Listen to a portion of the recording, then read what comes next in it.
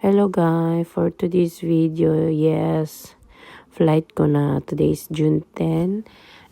Ang kukunin ko na aircraft is Eva Air, anong tawag yan. At yes guys, recension tayo sa airplane na to. First of all, maganda siya. Okay siya.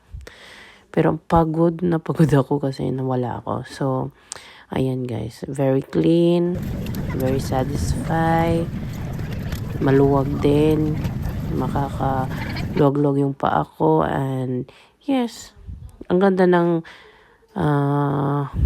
anong tawag yan, window nila kasi parang automatic siya dumidilim. And for the food naman guys, wala akong masabi. Ang sarap kasi parang Pilipinong food lang siya. Hindi kagaya ng iba, parang nasusuka. Yes, at ayan, as in inubos ko lahat yung pagkain guys, promise. Ako, di solid to, char.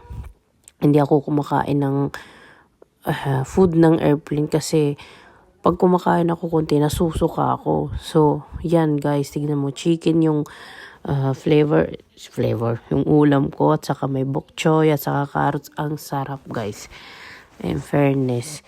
Tapos, ayan, binilisan ko. As in, walang naiwan kahit dumi guys, wala. As in, kinain ko lahat. Ang sarap siya. In fairness, satisfied ako Eva Air.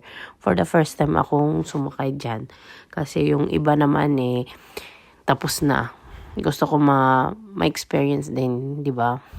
So, ayan guys. Kain-kain lang tayo dyan. At yung CR naman nila, it's okay din. Malinis din. And mabait na. Very gentle naman yung mga crew, mga stewardess pala tawag dyan. And yes po, ayan, nakikita nyo yung window, dumilim siya guys kasi may araw sa labas. Nakatulog pala ako dyan guys. But yung experience ko guys, hindi bawal matulog pala guys pag may tanghalian kasi as in nagutom ako guys. Anong oras na? Madaling araw na yata yun. Tawag sa Bisaya, gusla na. Gutom At ayan, sa prutas na ako. Sarap guys. Next time. Maybe next time ulit. Ayan, kain-kain. May dessert pa. May dessert. Ayan, tiramisu. As in guys, inubos ko lahat yung pagkain. Hindi ako nag-uubos ng pagkain guys ha.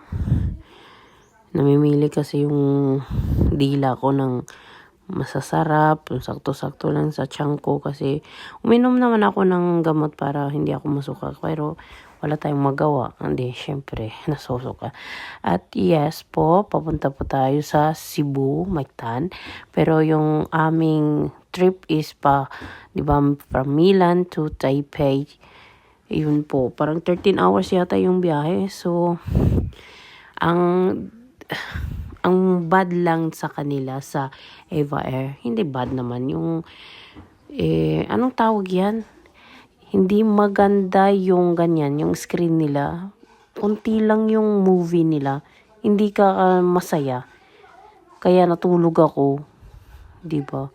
At yes po, dumating na tayo sa Taipei. Yun lang ang very bad thing in the Eva Air, na yes, konti lang yung movie, konti lang yung music, konti yung games, boring, yun lang. Kung hindi kayo na gusto na mag-movie, ganun, matulog na lang kayo. Charot. Yes, umaga na dito, mga 5 na yata, in Taipei. Ito po yung airport nila. Ang dali lang kasi ang bait ng mga crew at tinuro kung saan. Thank you for watching guys. Bye!